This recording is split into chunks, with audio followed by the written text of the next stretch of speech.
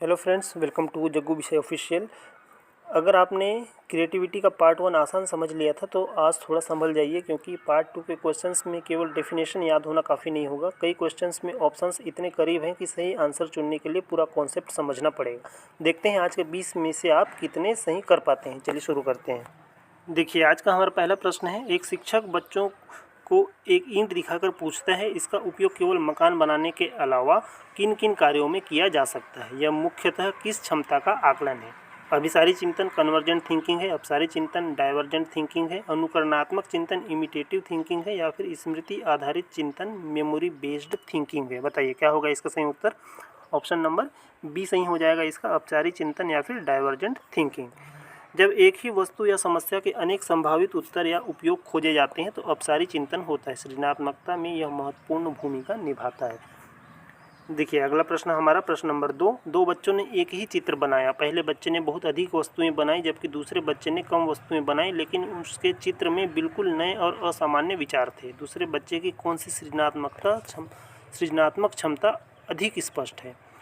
प्रवाहिता fluency है, मौलिकता originality है, विस्तारण इलाबोरेशन है, या फिर समस्या समाधान प्रॉब्लम सॉल्विंग है। बताइए क्या होगा इसका सही उत्तर। ऑप्शन नंबर बी सही हो जाएगा इसका, मौलिकता या फिर ओरिजिनलिटी।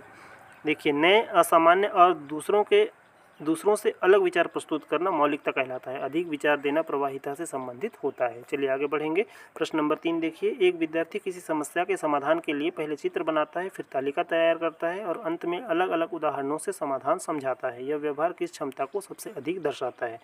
विचारों का विस्तारण है, विचारों की मौलिकता है, विचारों की संख्या है, या फिर एक ही उत्तर पर पहुंचने की क्षमता है। बताइए क्या होगा इसका सही उत्तर। ऑप्शन नंबर ए सही हो जाएगा इसका, विचारों का विस्तारण या फिर एलाब्रेशन।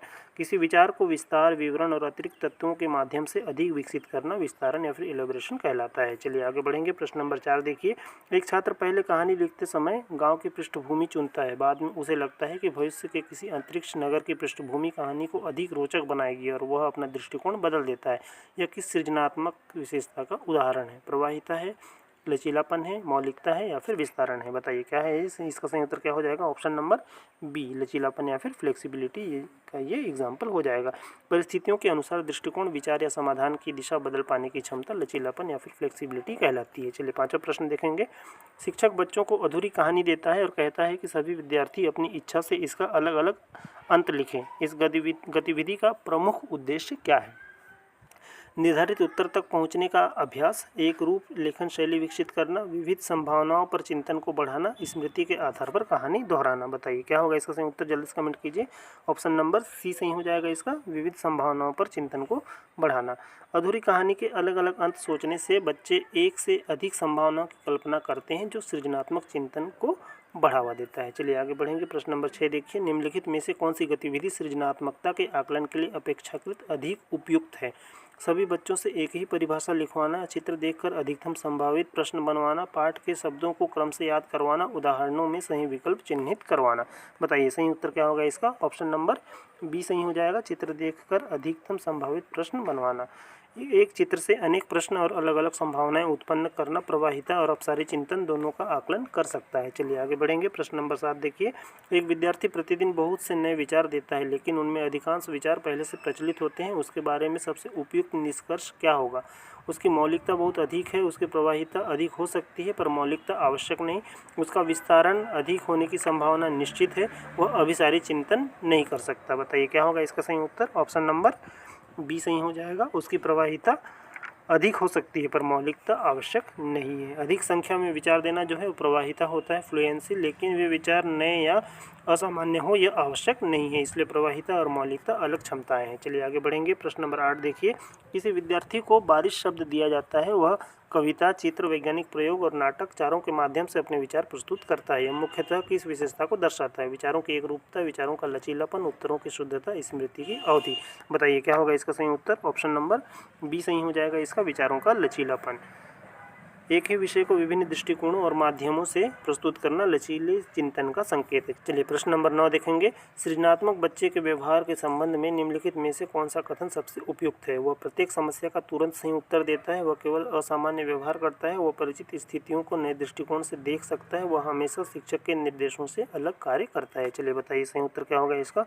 ऑप्शन नंबर सी सही हो जाएगा, वह परिचित स्थितियों को नए दृष्टिकोण से देख सकता है।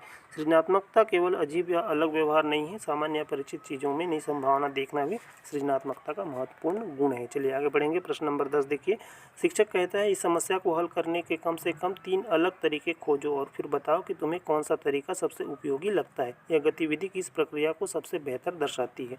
पहले विविध समाधान, फिर उनका मूल्यांकन, पहले एक निश्चित उत्तर फिर उसका विस्तार, पहले स्मरण फिर पुनरुत्पादन, पहले अनुकरण फिर पुनरावृत्ति। बताइए जल्दी से कमेंट कीजिए अपना आंसर। इसका सही उत्तर क्या हो जाएगा? ऑप्शन नंबर ए सही हो जाएगा इसका, पहले विविध समाधान फिर उनका मूल्यांकन। सृजनात्मक समस्या समाधान में पहले अनेक संभावनाएं उत्पन्न की जा सकती हैं और बाद में उनकी उपयोगिता का मूल्यांकन किया जाता है। चलिए आगे बढ़ेंगे। प्रश्न 11 देखिए। एक बच्चा टूटे हुए खिलौने को फेंकने के बजाय उसके पहियों से एक छोटा मॉडल बनाता है। इस व्यवहार में कौन सा तत्व सबसे अधिक प्रमुख है? उपलब्ध सामग्री का नवीन उपयोग, पूर्व ज्ञान का पुनरुत्पादन, निर्धारित प्रक्रिया का अनुपालन, स्मृति के आधार पर निर्माण। बताइए क्या है इसका सही उत्तर क्या हो जाएगा? ऑप्शन नंबर ए सही हो जाएगा इसका, उपलब्ध सामग्री का नवीन उपयोग। उपलब्ध वस्तु या सामग्री को नए उद्देश्य और नए तरीके से प्रयोग करना सृजनात्मकता का उदाहरण है। चलिए आगे बढ़ेंगे। प्रश्न 12 देखिए। निम्नलिखित में से कौन सा प्रश्न बच्चों की सृजनात्मकता को सबसे अधिक प्रोत्साहित करेगा? पानी का रासायनिक सूत्र क्या है? वर्षा ऋतु के 2 लाभ लिखिए। यदि 1 महीने तक वर्षा न हो तो आपके गाँव में क्या क्या परिवर्तन हो सकते हैं? वर्षा किस ऋतु में होती है? बताइए अपना सही उत्तर जल्दी से कमेंट कीजिए। जिसका सही उत्तर क्या हो जाएगा? ऑप्शन नंबर सी सही हो जाएगा। यदि 1 महीने तक वर्षा ना हो तो आपके गांव में क्या क्या परिवर्तन हो सकते हैं? यदि ऐसा हो तो क्या होगा? जैसे प्रश्न, कल्पना, पूर्वानुमान और अनेक संभावनाओं पर चिंतन को बढ़ाते हैं। चलिए आगे बढ़ेंगे। देखिए प्रश्न नंबर 13। एक विद्यार्थी किसी समस्या के लिए 5 समाधान बताता है, दूसरा विद्यार्थी केवल 2 समाधान बताता है, लेकिन दोनों समाधान बिल्कुल अलग श्रेणियों के हैं। दूसरे विद्यार्थी की कौन सी क्षमता अपेक्षाकृत अधिक स्पष्ट हो सकती है? प्रवाहिता, फ्लुएंसी, लचीलापन, फ्लेक्सिबिलिटी, विस्तारण, इलाबोरेशन, पुनर्स्मरण, रिकॉल। बताइए जल्दी से इसका सही उत्तर क्या हो जाएगा? ऑप्शन नंबर बी सही हो जाएगा, लचीलापन या फिर फ्लेक्सिबिलिटी। यदि विचार अलग अलग श्रेणियों या दृष्टिकोणों से आते हैं तो यह लचीले चिंतन का संकेत है। केवल विचारों की संख्या प्रवाहिता दर्शाती है। आगे बढ़ेंगे। प्रश्न नंबर 14 देखिए। सृजनात्मकता को बढ़ावा देने के लिए शिक्षक का कौन सा व्यवहार सबसे अधिक उपयुक्त है? कि प्रत्येक उत्तर को केवल सही या गलत बताना, बच्चों को पहले से निर्धारित उदाहरणों तक सीमित रखना, असामान्य उत्तरों के पीछे के तर्क को जानने का अवसर देना, सभी बच्चों से बिल्कुल समान समाधान प्रस्तुत करवाना। बताइए इसका सही उत्तर क्या हो जाएगा? ऑप्शन नंबर सी सही हो जाएगा, असामान्य उत्तरों के पीछे के तर्क को जानने का अवसर देना। हर असामान्य उत्तर गलत नहीं होता, शिक्षक को बच्चे के विचार और तर्क को समझने का अवसर देना चाहिए। चलिए आगे बढ़ेंगे। प्रश्न नंबर 15 देखिए। एक बच्चे ने पेड़ का चित्र बनाते समय उस पर घर, पुस्तकालय और पक्षियों के लिए अलग अलग स्थान भी बनाए। यह उदाहरण मुख्यतः किस क्षमता को दर्शाता है? विस्तारण, इलाबोरेशन है, अभिसारी चिंतन, कन्वर्जेंट थिंकिंग है, अनुकरण, इमिटेशन है या फिर पुनरावृत्ति, रिपीटेशन है? बताइए क्या है ये? इसका सही उत्तर क्या हो जाएगा? ऑप्शन नंबर ए सही हो जाएगा, विस्तारण या फिर इलाबोरेशन। मूल विचार में नए विवरण और अतिरिक्त तत्व जोड़कर उसे समृद्ध बनाना विस्तारण कहलाता है। चलिए आगे बढ़ेंगे। 16 देखिए। निम्नलिखित में से कौन सी स्थिति सृजनात्मकता के विकास में बाधा बन सकती है? बच्चों को अपने समाधान समझाने का अवसर देना, गलत होने के डर से हर उत्तर को तुरंत अस्वीकार कर देना, एक समस्या के अनेक संभावित समाधान खोजने देना, बच्चों को प्रश्न पूछने के लिए प्रोत्साहित करना। बताइए इसका सही उत्तर क्या हो जाएगा? ऑप्शन नंबर बी सही हो जाएगा, गलत होने के डर से हर उत्तर को तुरंत अस्वीकार कर देना। सृजनात्मकता के लिए मनोवैज्ञानिक सुरक्षा, साइकोलॉजिकल सेफ्टी आवश्यक है। हर उत्तर को तुरंत अस्वीकार करने से बच्चे नए विचार प्रस्तुत करने से डर सकते हैं। चलिए आगे बढ़ेंगे। प्रश्न नंबर 17 देखिए।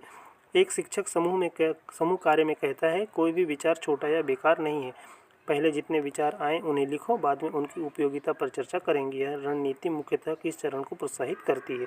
विचारों का मुक्त उत्पादन, अंतिम उत्तर का चयन, त्रुटियों का सुधार, याद किए गए ज्ञान का परीक्षण। बताइए सही उत्तर क्या होगा इसका? ऑप्शन नंबर ए सही हो जाएगा, विचारों का मुक्त उत्पादन, आइडिया जनरेशन।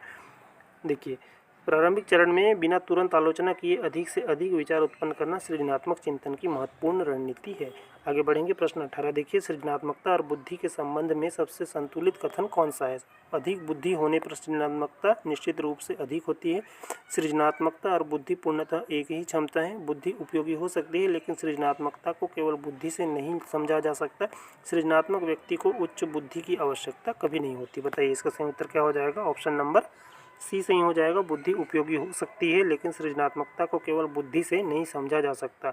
बुद्धि और सृजनात्मकता में संबंध हो सकता है लेकिन दोनों पूर्णतः समान अवधारणाएं नहीं हैं। सृजनात्मकता में नवीनता और नए संबंध स्थापित करने की क्षमता भी महत्वपूर्ण है। चलिए देखिए प्रश्न नंबर 19, निम्नलिखित में से कौन सी गतिविधि मौलिकता ओरिजिनलिटी का आकलन करने में सबसे अधिक सहायक होगी। निर्धारित प्रश्न का एक सही उत्तर देना, किसी सामान्य वस्तु के लिए असामान्य और नए उपयोग सुझाना, दिए गए अनुच्छेद को शब्दशः दोहराना, पहले से सिखाई गई प्रक्रिया का अभ्यास करना। बताइए जल्दी से इसका सही उत्तर क्या हो जाएगा। ऑप्शन नंबर बी सही हो जाएगा, किसी सामान्य वस्तु के लिए असामान्य और नए उपयोग सुझाना। जब बच्चा सामान्य वस्तु के नए, दुर्लभ और असामान्य उपयोग खोजता है तो उसकी मौलिकता का आकलन किया जा सकता है। चलिए प्रश्न नंबर 20 आज का हमारे इस वीडियो का लास्ट प्रश्न होगा। एक शिक्षक कहता है, मैं तुम्हारे उत्तरों में केवल अंतिम समाधान नहीं देखूंगा बल्कि यह भी देखूंगा कि तुमने कितने अलग तरीके सोचे, उनमें क्या नवीनता थी और तुमने अपने विचार को कितना विकसित किया। शिक्षक मुख्यतः क्या आकलन कर रहा है। केवल विषय वस्तु का ज्ञान, केवल स्मृति और पुनर्स्मरण, सृजनात्मकता के विभिन्न आयाम, केवल एक सही उत्तर तक पहुंचने की क्षमता। बताइए क्या है इसका सही उत्तर। ऑप्शन नंबर सी सही हो जाएगा, सृजनात्मकता के विभिन्न आयाम। शिक्षक यहाँ प्रवाहिता, फ्लुएंसी, लचीलापन, फ्लेक्सिबिलिटी, मौलिकता, ओरिजिनलिटी और विस्तारण, इलैबोरेशन जैसे सृजनात्मकता के विभिन्न आयामों को देख रहा है। तो दोस्तों पार्ट 2 पूरा हो गया। अगर कुछ क्वेश्चंस में आप कंफ्यूज हुए हैं तो घबराइए मत, यही क्वेश्चंस आपकी तैयारी को मजबूत बनाते हैं। अब कमेंट्स में स्कोर बताना संभव ना हो तो भी अपने मन में ज़रूर चेक करें कि किन कॉन्सेप्ट्स में गलती हुई। और याद रखिए सी-टेट, CG-टेट या और शिक्षक भर्ती परीक्षाओं में सिर्फ आंसर याद करने से नहीं बल्कि कॉन्सेप्ट समझने से सही ऑप्शन चुना जाता है। ऐसे ही महत्वपूर्ण MCQs के लिए चैनल को सब्सक्राइब जरूर कर लें और वीडियो पसंद आया हो तो लाइक शेयर जरूर करें। चलिए फिर मिलते हैं नए वीडियो और MCQs विद एक्सप्लेनेशन के साथ। तब तक के लिए अपनी तैयारी को और मजबूत करते रहें। जय हिंद।